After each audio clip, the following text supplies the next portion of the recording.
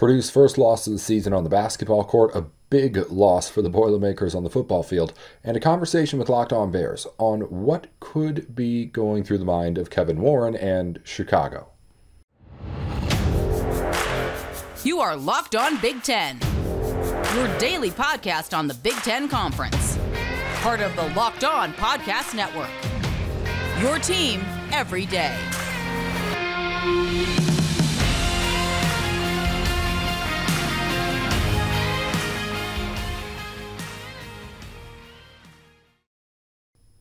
Hey, thanks for tuning into Locked On Big Ten, where you can get everything you need to know about the conference every weekday here.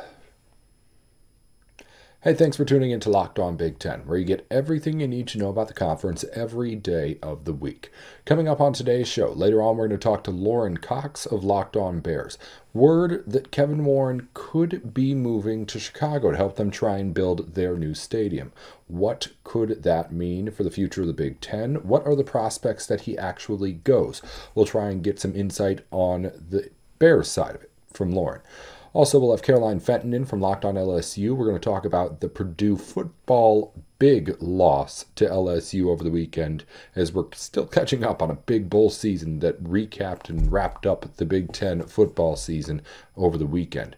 We'll get to all of that, but first we're going to get into Purdue basketball. First loss of the season for the Boilermakers on the hardwood comes to Rutgers on the road, at home this time, as Rutgers, for the second straight season, is able to upset the top-ranked Boilermakers. So Purdue in this one has itself a matchup against Rutgers in which it ends up going down pretty early, actually. Rutgers had control of this game for most of the matchup. Scarlet Knights lead by 10 at half. Purdue has to come back later on in the second and give the Boilermakers credit. They are that kind of a good basketball team. They're a team that's going to be pretty much in it every single time. It's going to be really hard to blow Purdue out. Rutgers was in many ways not really playing a game that would, you think, be conducive to upsetting Purdue. If you look at the foul numbers, 24 personal fouls for Rutgers, 7 different players with at least 3 fouls on the Scarlet Knights. Meanwhile, Purdue only committed 11 fouls as a team. That's a 13 foul difference. Purdue took 28 free throws to Rutgers 11 too. That's huge. Again, 7 different Rutgers players with at least 3 fouls, but none of them ever fouled out. I guess that is pretty big for them to be able to do that, because it was nagging at them pretty much the entire game. And for no one to foul out, good job on them. But those are the kinds of numbers that make you think that Purdue's going to win this game. Even if it doesn't come out with its best game of basketball, even if people aren't hitting their shots, the other kind of things that makes Purdue the best team in basketball or in college basketball right now are those kind of things. They get to the free throw line. They're able to fight through the worst games that they have by being fundamentally sound and just being so strong as an overall unit.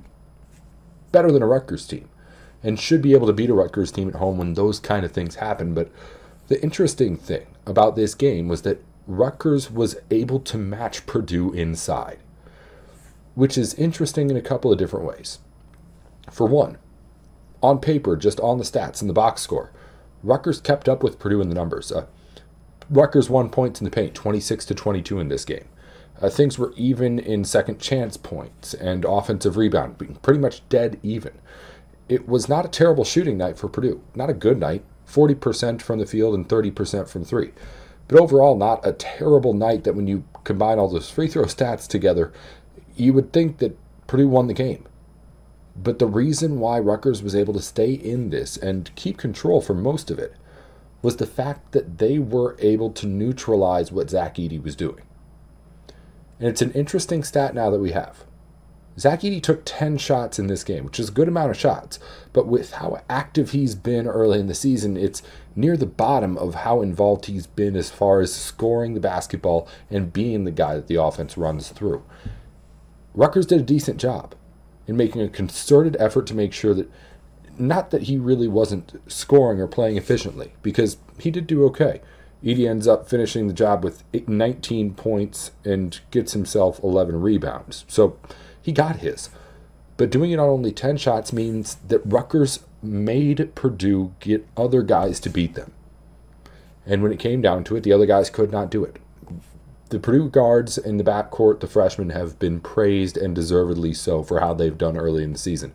But a lot of the reason why they've been able to be successful is because Zach Edey is right there with them and helping them be good.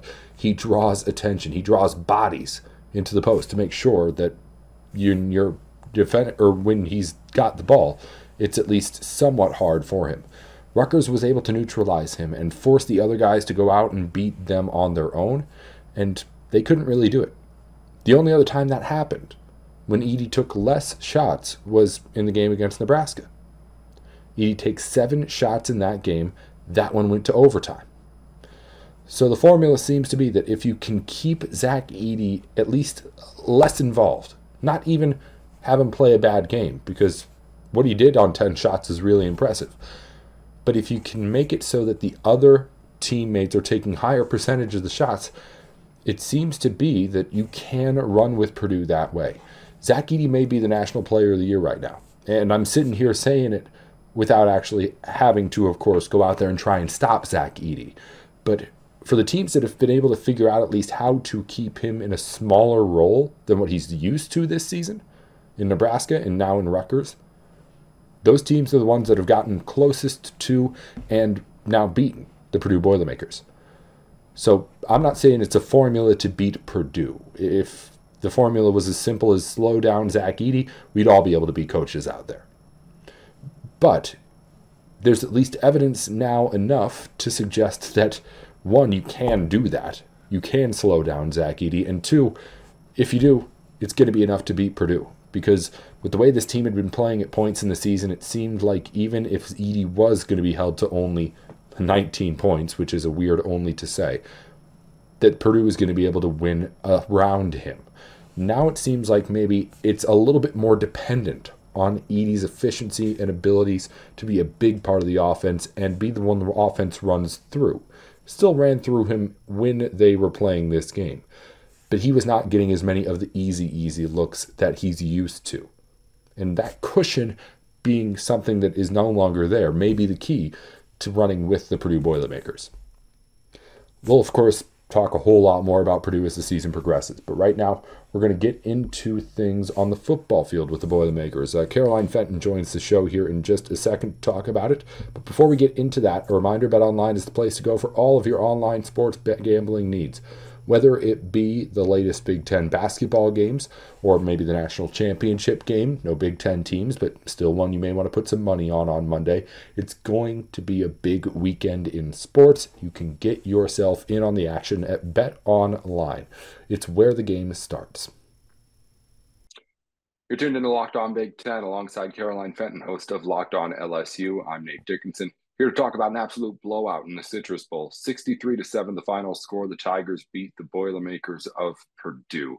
Caroline, we could go anywhere really to talk about how LSU won this game. What sticks out to you? I think, for all the Purdue fans listening, understand that LSU was in a very, very similar position this time last year. LSU took the field in the Texas Bowl against Kansas State, had a wide receiver at quarterback, and it wasn't like the fun wide receiver at quarterback like we saw today in the Citrus Bowl with Malik Neighbors throwing a touchdown pass and a massive, 50-yard bomb. But it was the only option that LSU had at quarterback. LSU had 39 scholarship players. Their coach had been fired after the regular season. Brian Kelly was coming in, and we all had so many questions about what this team was going to look like. What was the Brian Kelly era going to look like? How in the world were they going to fill some of these holes? So, Purdue fans, we were just there. We understand. Your starting quarterback is out. Your two biggest offensive playmakers in the passing game are out. Jeff Brom out. You got an interim head coach in. So, we understand how it feels and know that you can turn it around in just 1 year. But I think the most interesting thing on the LSU side of things is how Mike Denbrock, LSU's offensive coordinator, and Brian Kelly decided to use the quarterbacks.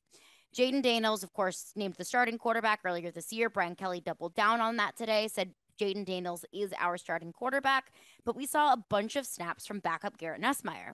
And I think we all understand that we're going into this offseason with a little bit of a quarterback competition. It's Jaden Daniels' job to lose and Garrett Nussmeier's job to earn. And I think we saw a lot of really great things from both Jaden Daniels and Garrett Nussmeier in the passing game.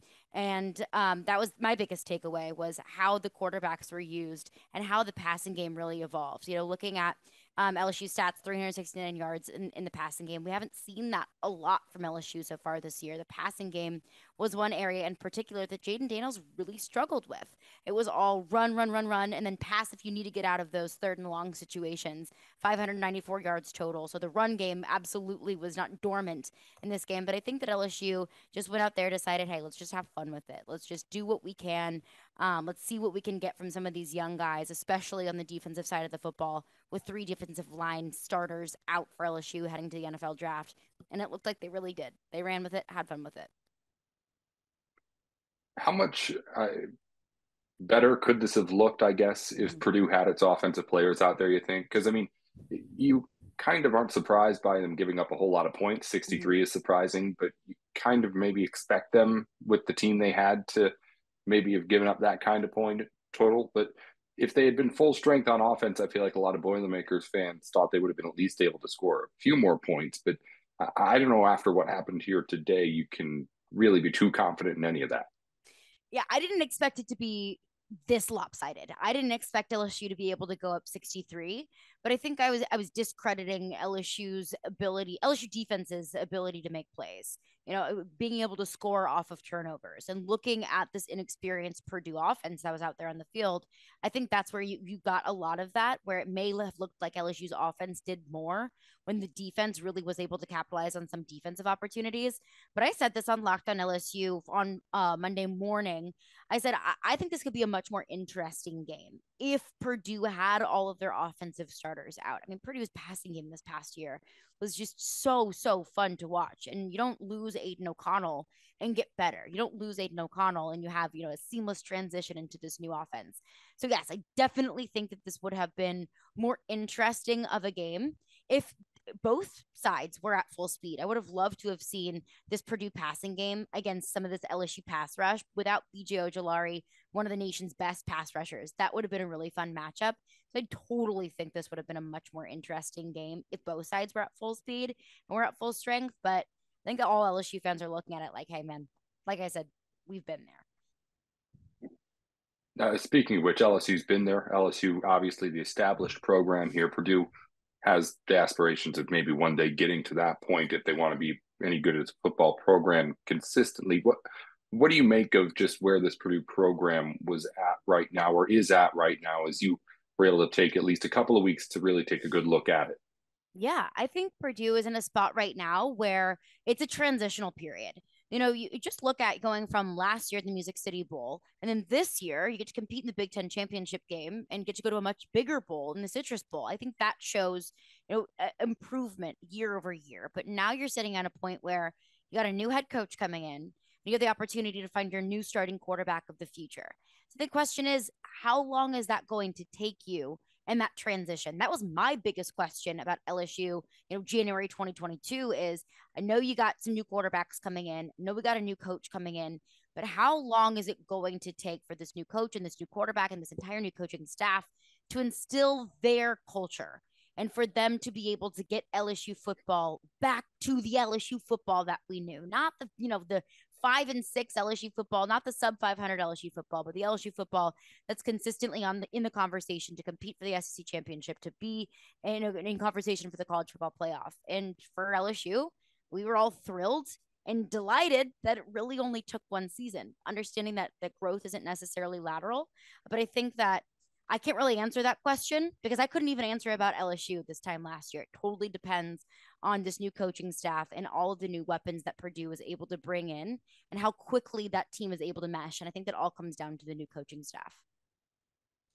Definitely a lot of questions to be answered, but Purdue fans not feeling any better about them after what we saw in that first taste of the future for Purdue football here in this bowl game. Of course, a little bit of an unfair small sample size in this individual matchup. But LSU, big winner, 63-7. If you want to hear more about it, Caroline Fenton's over at Locked On LSU. It's at Caroline Fenton 1, someone who knows less about LSU sports, got the real one on Twitter. But we appreciate you coming on as always, Caroline. We'll talk to you at some point here. Hopefully soon you'll face some Big Ten team and we'll get you back on. All right, appreciate you. I've been badgering this one woman in London who has the @Caroline Fenton. So if you know her, let her know that I'm trying to get her Twitter handle. But appreciate you. At Nate Dickinson is private, and I'm not going to give him the satisfaction of trying to follow to see if I can get it. No, I don't want it. I don't want it that much. Yeah, it's not that big deal. Thanks, Caroline. We'll talk to you again soon. All right, thank you. Have a good one. Happy New Year. Listening in here to Locked On Big Ten, Lauren Cox from Locked On Bears is going to join us for just a minute here. Nate Dickinson with you as we at least try to get into the start of something that popped up last week involving Kevin Warren, commissioner of the Big Ten, is at least maybe looking at, or the Bears are looking at him, we should say, putting in the at least time at the Big Ten and saying, I'm done there, going to Chicago and becoming their president of football operations. Lauren, what exactly is this? Because it did seem to just kind of pop out of nowhere last week. And what exactly is the situation that we have as far as the Bears' interest in Warren? Sure. So, yeah, the surprise was certainly Kevin as a candidate, right? The Bears have been searching for this position, I guess, longer than we realized, but they announced earlier this year that their president and CEO would be retiring at the end of 2022. I guess earlier this year, we're in 2023 now, but earlier last year, still getting used to that changeover. But so we knew this position was opening up, and we knew that, of course, there would be a replacement process here, but it hasn't been a very public process.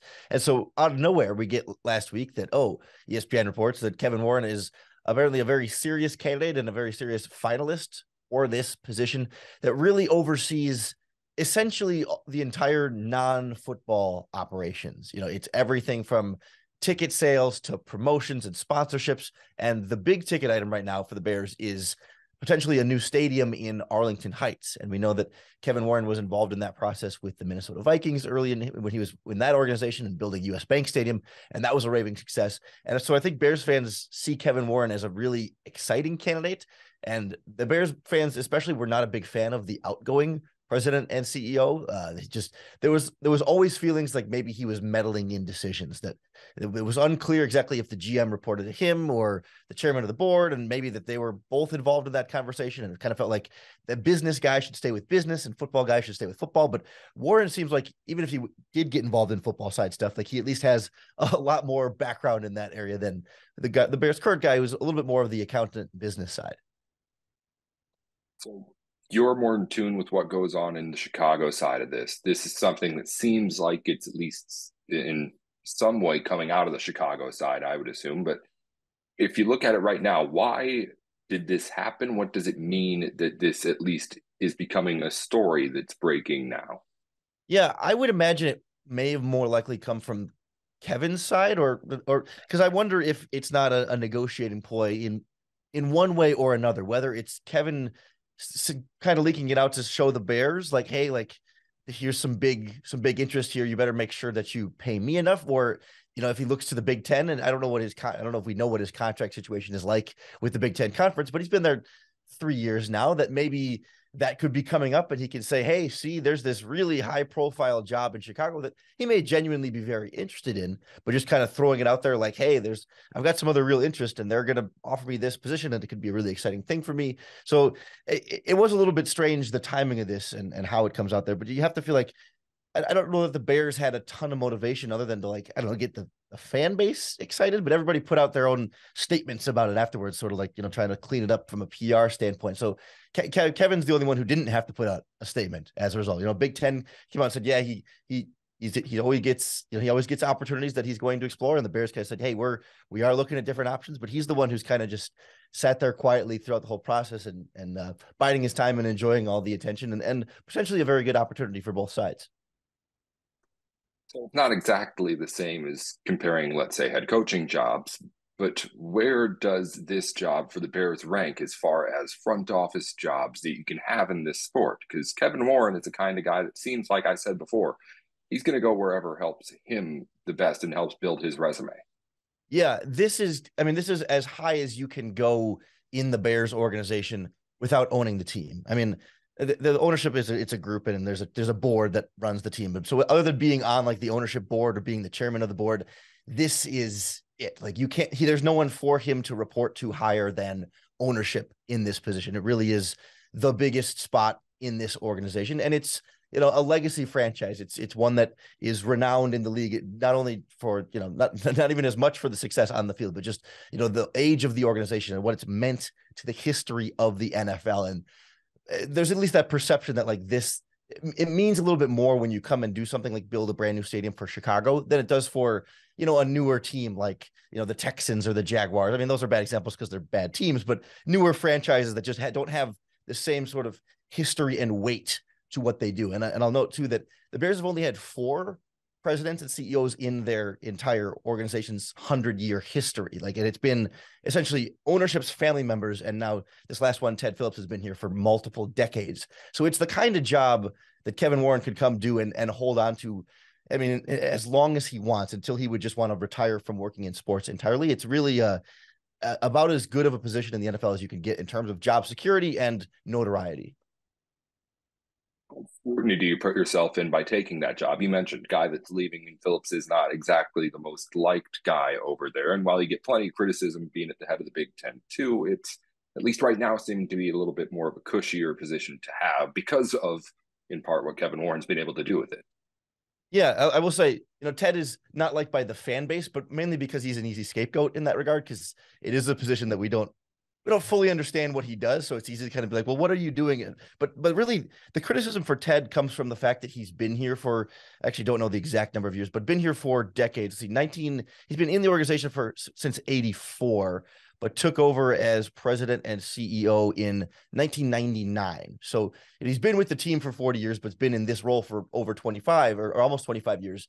And they haven't been successful. And the criticism comes from feeling like, okay, it's been the same guy at the top of the organization, even though he's not making all the football decisions. It's like, maybe it's, it starts at the top, and his leadership hiring the right guys underneath them. Do they know how to pick a general manager? Do they know how to pick a head coach? Do they know how to pick the right staff? And it's really a time-based thing of like, okay, how many times is this guy allowed to go through the process of cleaning house over and over again and still not being good? So I think for Kevin, it's not about like, he got to show up and win a Super Bowl in the first 5 years, because it's not about like instant success or anything, but it's about, okay, organizationally over time, does it feel like he's bringing the team in the right direction? And I think the current guy, Ted Phillips, has done really well on the business side. Like, they've been really good in ticket sales and sponsorships and all those things. Like, he has done what he has been tasked to do very, very well. And the criticism is not for that aspect of the job. It's all been more like a reflection of the on-field success. I don't know that it matters who's in that job really affecting the on-field success. So I think it would be pretty cushy for Kevin. And I think the breath of fresh air of just having a new face in there would buy him a lot of slack from Bears fans that would just be happy to have him in there as a new guy. And it buys him, I think, a good couple of decades before they start asking questions. Only gotten the reputation to have earned that as well. Lauren Cox here with Locked On Bears. Before we let you go, let's just get down to the bottom line. If they offer him this job, do you think that Kevin Warren takes it? I think it'd be pretty darn hard to pass up. I mean, I know he's been through the ringer a little bit, especially early on in the Big Ten. I know they're rolling in the right direction, but a job with the Bears seems a bit less stressful. I mean, you are a bit more out of the public face. You maybe do a press conference once a year. You work with a legacy organization. You work with a very stable family of ownership. There's a lot less of that public pressure, a lot less criticism, and it gets him back in the NFL. It does seem like, that's been his MO a bit. And I know the Big Ten, being commissioner of the Big Ten is a great job, but college football is really going through a lot of changes right now. And I imagine that it's not, I mean, he's doing a great job with, adding teams to the Big Ten. If that's their goal, he's certainly had success in raising revenues for that organization. But I can see where you might want to step out of this process right now, see how the college football landscape changes over the next decade, and then reassess. And the NFL is a nice, cushy, stable place to do that and lead an organization through a big change and have his name on the stadium build for the Chicago Bears. Seems like the kind of thing that would be hard to pass up if the Bears make him their finalist. Yeah, I agree. It's NFL's king, and when it comes to front office jobs in the NFL, Chicago is one of the places that you want to be at. Lauren Cox from Locked On Bears. Whatever happens with that search, if it's Kevin Warren or anyone else, he'll be on top of it over at the podcast there every single weekday, just like we do it here on Locked On Big Ten. Thanks for taking a couple minutes to talk to us here, Lauren. We'll talk to you soon. I appreciate it. Anytime.